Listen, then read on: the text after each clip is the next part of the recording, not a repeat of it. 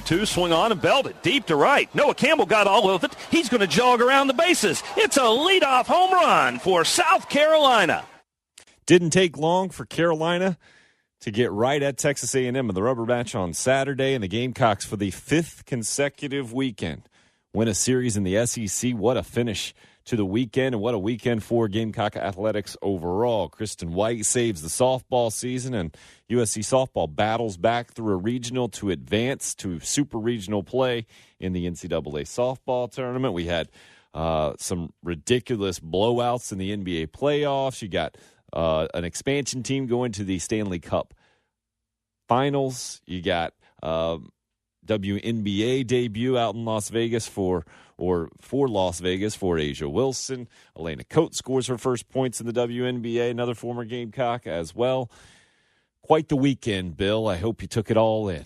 Took it all in. Just enjoyed it. One nice sporting weekend. The only thing I didn't catch, because it only lasts like about a minute and a half, is the Preakness.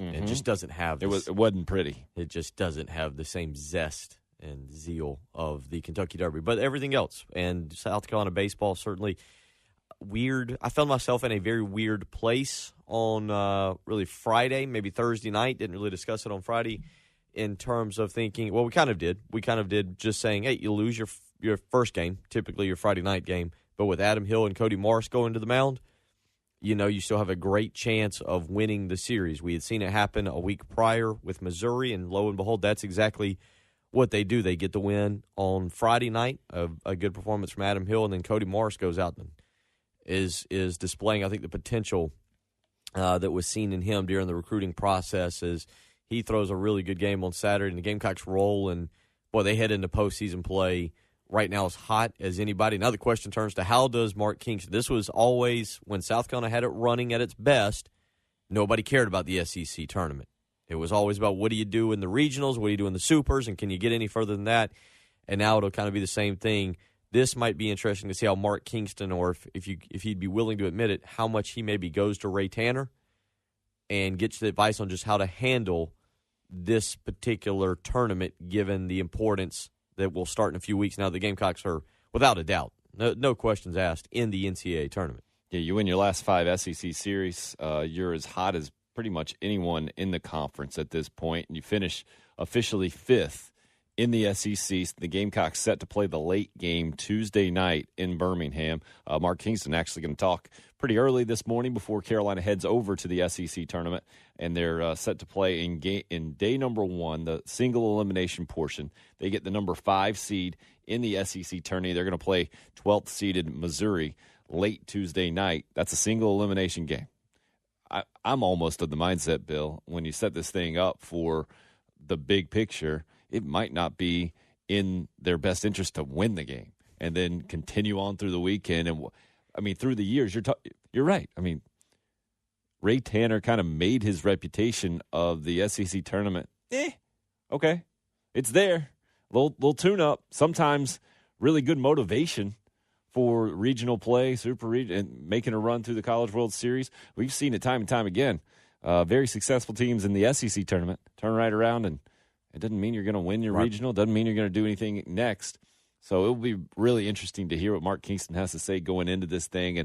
And I'm sure he's going to say, oh, you're a competitor and you want to win the next game and the whole thing. Seemingly Ray Tanner was on loop. Like, yeah, we try our best to win at the SEC tournament. It never happened. We try our best to win at the NCAA regional. Always happened. I think from the outside looking in, it's really hard to understand what's going on there. But let's not just quickly gloss over what we saw over the weekend. That Sunday absolute domination, 10-1 from the very first batter. Right. And Noah Campbell coming up huge in replacing T.J. Hopkins at the top of the lineup. Hopkins getting just a few innings as we kind of expected going into this thing, still battling back from a back injury. And this lineup had not been the same without him in it by and large this year. But Noah Campbell sending the message early, and then another home run from Madison Stokes there in the first inning, and the route was on.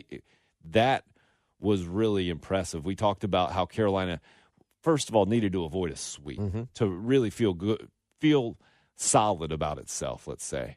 But the fact that not only did they do that on Saturday with Graham Lawson's tremendous performance out of the bullpen, I think it was 4 scoreless innings, and he basically led the way for Carolina to get that big win. But then to back it up with absolute domination against a team that was a top 15 RPI team, had dominated outside of SEC play, and Texas A&M now finishing 11th in the conference. As I was looking it up just for kicks, Texas A&M 11th in the SEC, 20th in the RPI.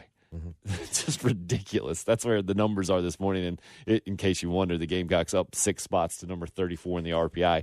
Take that for what it's worth. But that 10-1, I mean, winning in the rubber match on the road is impressive. But how they did it, I think, really signifies the huge change in the Gamecock baseball program the final 5 weeks of this regular season. I'm with you. It was an impressive weekend. It's been an impressive run. Saturday afternoon, I got into a discussion about where does this rank in terms of turnarounds. And one of the older Gamecock fans, and I do remember this year, but one of the older Gamecock fans is this is just like the Sparky Woods 0-5, and then all of a sudden, Steve Tannehill comes in and we knock off Mississippi State, who is ranked, and we beat Tennessee at home and beat Clemson there, and you finish 5-6, so you don't have necessarily the storybook ending. You don't get the postseason play, and this team will go. But there is from, because what they had beaten LSU, I think, and beaten. I'm trying to, in my mind, put us back to the Presbyterian game, but I can't quite remember if that was pre-Vanderbilt or. Oh yeah. Well, okay. Pre-LSU. So I mean, that obviously. It was 20 and 17, and you're right. And no, it wasn't pre-LSU. I thought it was the week. You're right. It was the week before LSU, and that's your low point of the season.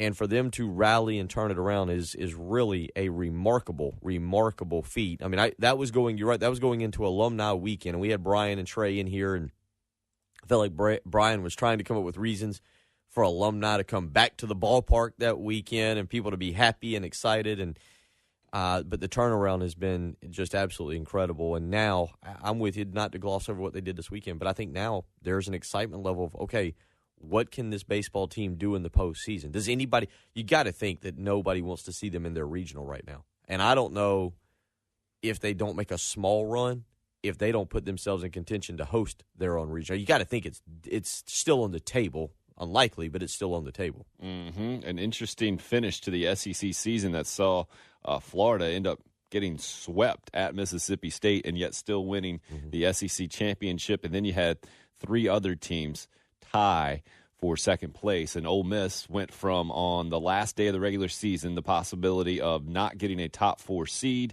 to winning their game, getting in a 3-way tie with Georgia, and the other one off the top of my head is Arkansas. Right, they all finished 18-12, and so Ole Miss had the tiebreaker there. They get the number 2 seed in the SEC tournament. Then it's Georgia, the 3 seed. Arkansas is the 4 seed.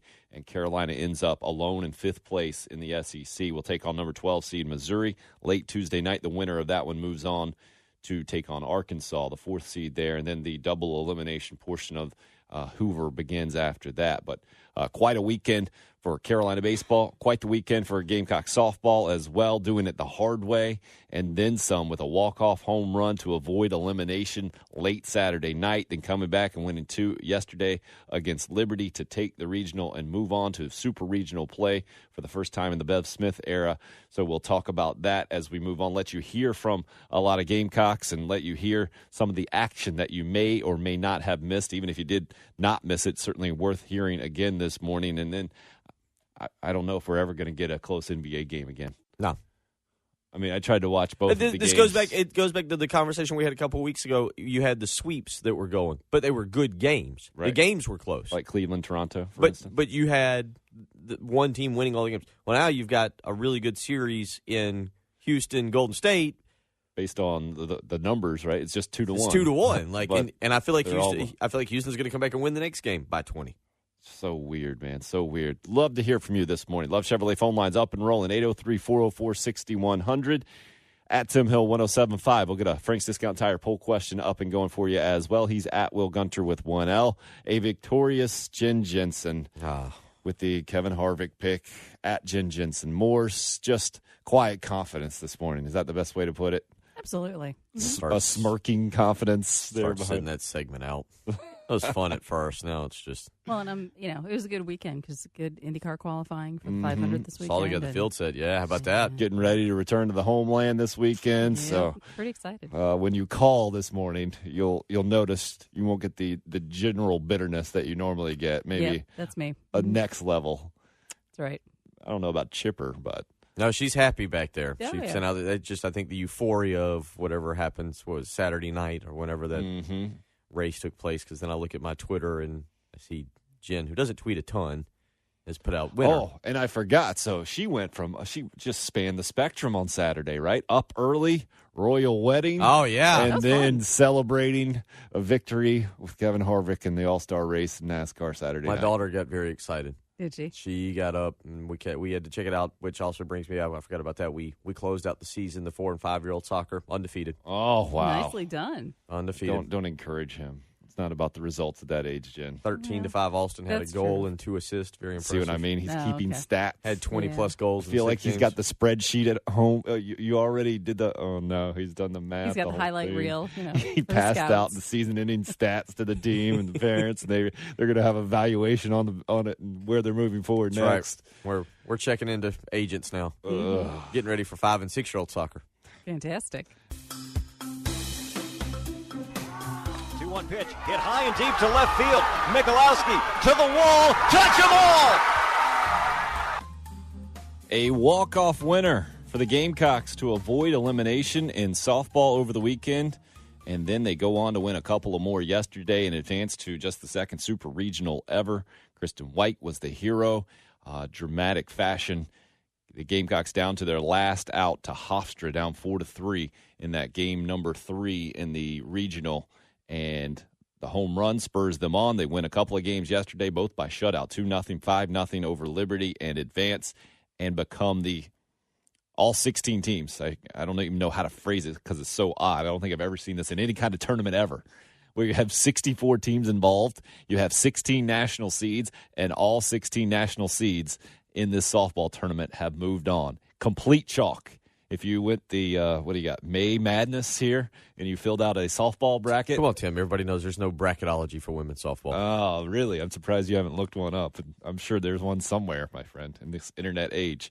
But USC softball moving on. They'll travel to Arizona State and take on, so the Gamecocks are the 9 seed in the NCAA softball tournament. They'll take on 8-seeded Arizona State, best 2 out of 3. The winner of that one goes on to the Softball College World Series. Big weekend, obviously, for Gamecock baseball as well. On Saturday, getting the 2 out of 3 series win, their 5th straight SEC series win with a 10-1 win against Texas A&M. A big performance from Graham Lawson in the Friday night game 2 of the series, 4 scoreless shutout innings, to be redundant, to help the Gamecocks win at 5-3 on Friday night and secure an above 500 record in SEC play. They finish up 17-13 with that Saturday win, Bill. That gets them the number 5 seed in the SEC tournament. They finish 5th, just 1 game behind a 3-way tie for second. Ole Miss ends up getting the 2nd seed, Georgia number 3, Arkansas 4, and Florida the number 1 seed, headed into this week's SEC tournament, which starts for the Gamecocks late tomorrow night against 12th-seeded Missouri. Single elimination game before moving on to the double elimination portion. We both agree right now, probably as of today, coming off the regular season, not hosting a regional, right? Correct. But is there something that they do this weekend? Win 3? Win? I mean, is it? You is win it, it. I think you make. Is that a it? Good Is case. that? Is I that? think that's it. Okay. All right. I'm not sure. The RPI being at 30. Would you say 34?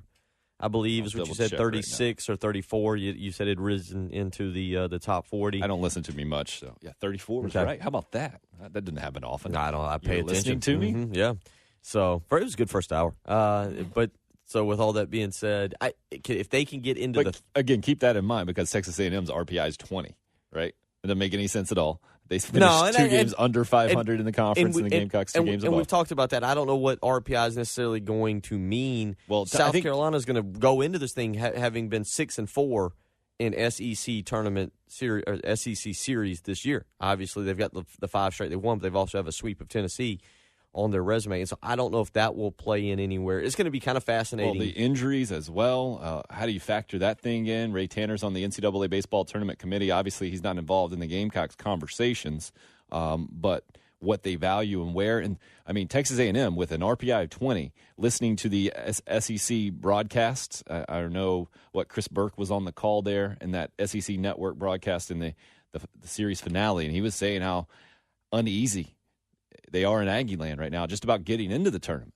I mean, with a 20 RPI, it's ridiculous, but you finish 11th in the conference. Texas A&M ends up getting the 11th seed in the SEC tournament. That's why I think they're awfully uneasy, and the SEC has never gotten 11 teams into the NCAA tournament. They've gotten 10, I think, is the record this year. They have a chance to break that. Might come down to how they fare in the SEC tournament. Texas A&M, if they lose tomorrow, go 1-Q basically, that would not bode well. Would put them at 36-20 on the season. But the conference record and how much that gets weighed will be very interesting to see. Outside of conference, Texas A&M this year 23-2.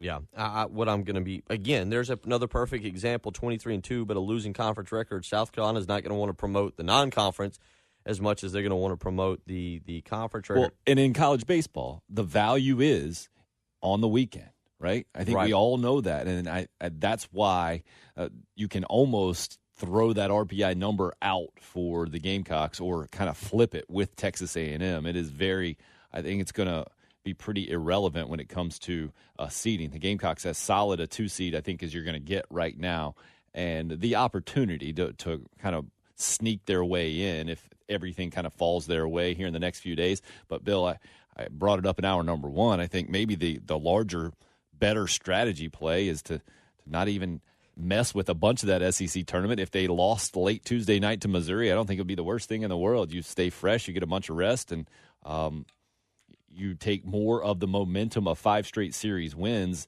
as opposed to slugging it out with the best in the SEC in what would be at least 3 games, right? So you tax more guys, you put more innings on arms. I don't know if that's necessarily the best way to go in the big picture. No, I'm with you. I'm just glancing real quick. Minnesota, if we're talking about hosting the Super Regionals, the last 3 teams that we had looked at being in was Coastal Carolina, Minnesota, and I'd have to go back to UConn maybe or Stetson. No, Stetson's up there because I was looking at this. I'm going off of the D1 baseball bracketology. That's where I'm going off of this.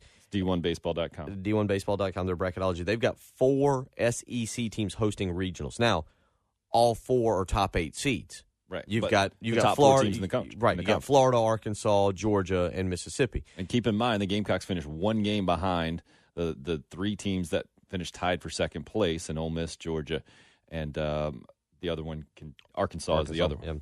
Yeah. But all 4 of those are top 8 seeds, but they don't have a 5th. And you would think maybe the strength of the conference, maybe the selection committee views that a little bit more favorably than the out of conference and says, well, we're going to give the SEC 1 more regional host. If that's the case, I'm just glancing. Minnesota went 3-0 this week. They're 37-13. They went 3-0. They beat St. John's in a game and then took 2 from Rutgers. I was glancing Coastal Carolina this weekend, also in conversation, went 2-1 this week, beating Appalachian State in their series, 2 games to 1.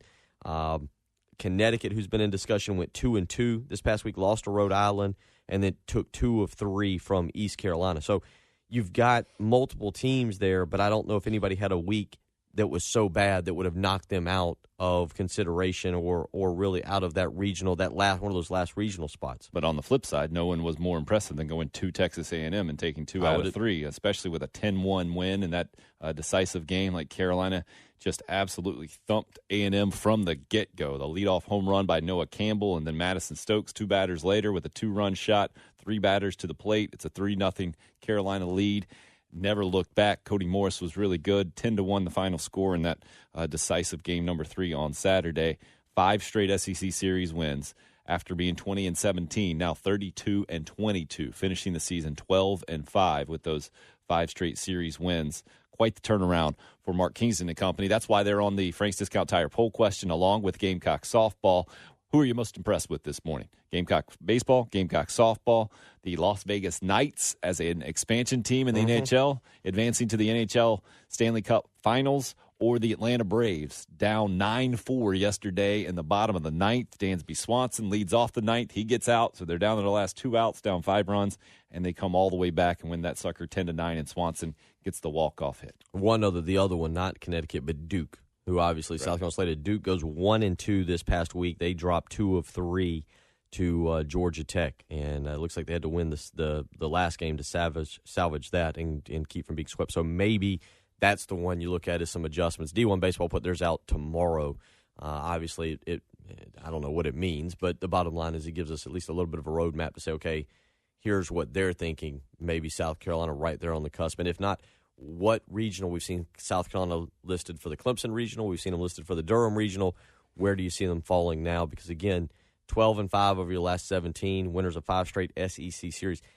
I'm with you. I don't think that they are on the line to host a regional now, but I do think they're in a conversation. They've got to be one of the. I would assume they've got to be one of the last 2 or 3 teams that's on the board when the committee's looking at tournaments this week trying to make a decision. I'm guessing maybe they're probably the last 5 regionals possibly up for grabs at this point. Maybe 10 teams in that conversation, and the Gamecocks probably the 9th or 10th team, I would think, in that conversation. But we have no idea, and ultimately, I guess the final conversations won't happen until after conference tournament play anyway, so a lot can happen here in the next few days. The Gamecocks back in action again late tomorrow night, Missouri, the single elimination game to get to the double elimination portion of the SEC tournament.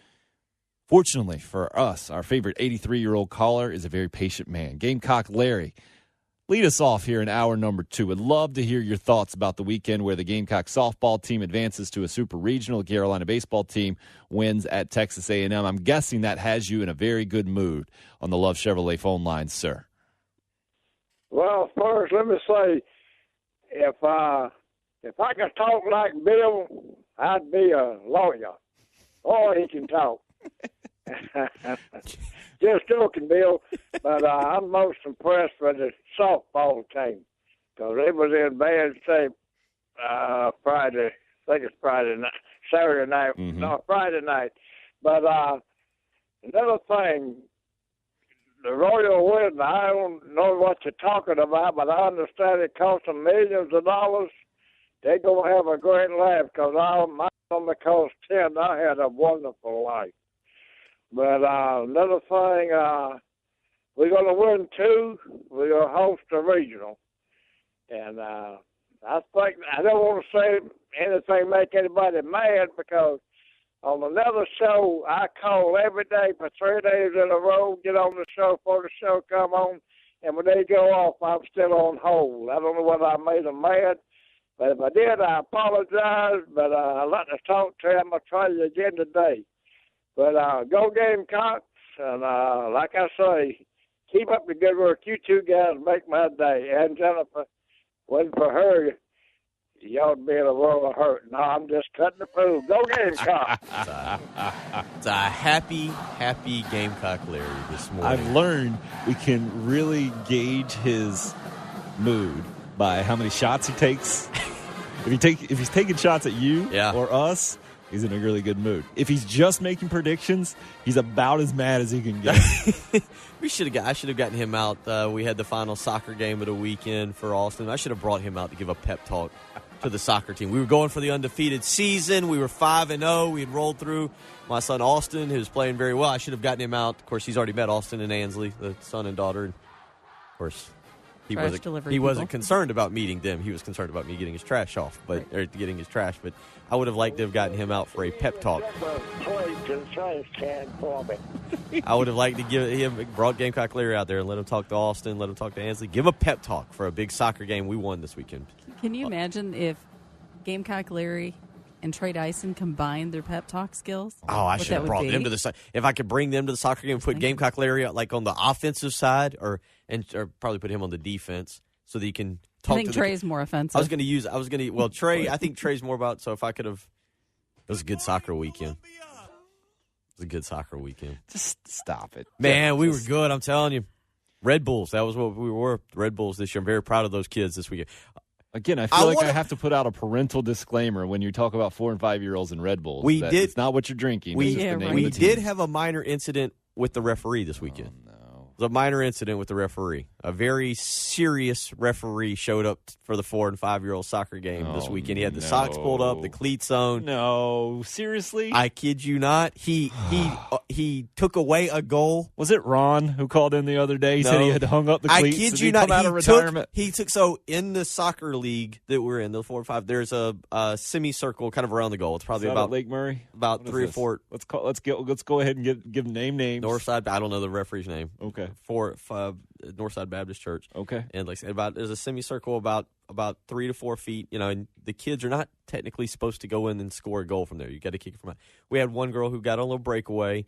She kicked it from about little inside half field. Nobody else was gonna. The ball was going in. That's what you call it when you're a soccer guy, a half field. Yeah, I know. Yeah, midfield, half field, whatever. And so she goes, but she so she's following the ball. The ball goes in the circle. She just kind of taps it. Our overly zealous referee comes around and goes, "No goal! Touched it inside the circle."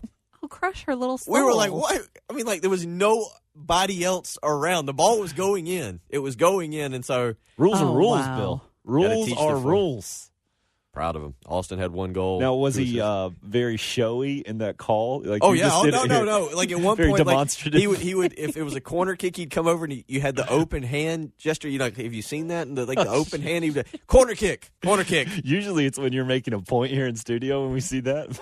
It makes more sense on the corner kick call. Goal kick. I mean, it was. At one point, he looked at my son Austin and was like, "Keep your feet down on the throw in." I was like, "Well, at least he's teaching fundamentals. I can get on board with that." It was a very serious. It was a championship game. We won. Austin over there celebrating at midfield. No. Why do you have championship games in 4- and 5-year-old soccer, man? I don't know if the other team knew it was a championship game. I think it was just our team. That Only in the Gunter household. That's what I'm thinking. Yeah, And the rest daughter of the team didn't know. It was just Bill. Daughter was very fired up. Ansley, she was out there dancing around, having a good time. Oh boy! Again, we celebrated. Went on the lake afterwards. Fortunately, we kept the youth soccer team off of this morning's Frank's Discount Tire poll question. Who are you most impressed with this morning? Gamecock baseball, softball, the old Vegas Knights in hockey, or the Atlanta Braves after their big comeback? Feel free to get us a write-in answer as well. At Tim Hill 1075 on Twitter. Carolina softball down to its last out. Saturday night, Kristen White with the dramatic walk-off home run. Just before the season started, Kristen lost her father. And clearly the emotions of winning a game and knowing what Kristen has brought to the team, Bev Smith trying to sum that up Saturday night after Carolina kept its season alive. I think I jumped. I was just jumping up and down and screaming. Immediately tears come to your eyes, but because you're just so happy for the team in that moment. But all of us knew her dad very well, so you also sense. And that's why I said to the team at the end of the game, I said, #BuckStrong. That's something we've talked about all year long. Yeah, BuckStrong, kind of the motto for everyone around the White family. And Kristen saying that, I guess she made the last out in the loss to Liberty before that ball game, and she knew that her dad wasn't going to let her do that again. And kind of adds to a dramatic story. 49 wins now for Carolina. They're the number 9 national seed. They'll move on now just for the second time in school history in a super regional, take on number 8 seed Arizona State. Have to go on the road to do that. Best 2 out of 3 series, and the winner goes to the Softball College World Series. Quite the story for Gamecock softball and NCAA softball at large. One of the strangest things I think I've ever seen in a 64-team tournament. The 16 national seeds, every single one of them has advanced to the 16 spots in super regional play. That's pretty good seeding, I would say. Yeah, even I'm with you. I'm kind of blown away at because the easy thing is to say, well, there's no parity in the sport, but generally you see an upset or two, right? And somewhere along the line, you see an upset or two. So, I don't. How would that be? How would the publicity be for that if in the NCAA basketball tournament more games? Kidding me? If all chalk advanced, if it was. We would dub it as the worst tournament of all time. Exactly. Probably right? would, right? Okay. Like, this is terrible. We all knew this was going to happen. So it's interesting to see that. You're right. Just usually you see one upset. Somebody doesn't show up for a weekend. Of course, South Carolina almost fell prey to that, but they're able to hold on, and certainly that dramatic win on Saturday night. Softball has been gaining in today's Frank's Discount Tire poll. Right now, 29% of almost 100 votes. Who are you most impressed with this morning? That's good for second place. 7 percentage points behind Gamecock baseball at 36% of the vote. The Atlanta Braves in a close third place right now with 26% of the vote. And the Las Vegas Knights, almost 10% of the vote this morning. About that, people know who they are. Either that or they're just confused and they're hitting the wrong button. The expansion franchise in the NHL going to the Stanley Cup Finals now, and they await to see who they're going to play. What do you got in the Capitals Lightning series right now? Tonight, Lightning up 3-2 and going to close it. I think the Lightning are going to get it done. So probably going to. But they're playing at home tonight, right? Is it Lightning? They're on the road? Okay. They're at Washington? Okay. Got to admit, I'm pulling for the Lightning now because I think I'm going to head to Tampa this weekend. Okay, I thought it was been a road series. Every road team has one. I guess maybe that was just the first few games. The first 4. Okay. And Lightning won, I believe, Saturday night in Tampa, so back on the road tonight. Interesting. At least they've been much better games. What would you have to have a game in the NHL? What, 4 or 5-0 to be basically what the NBA playoffs have become?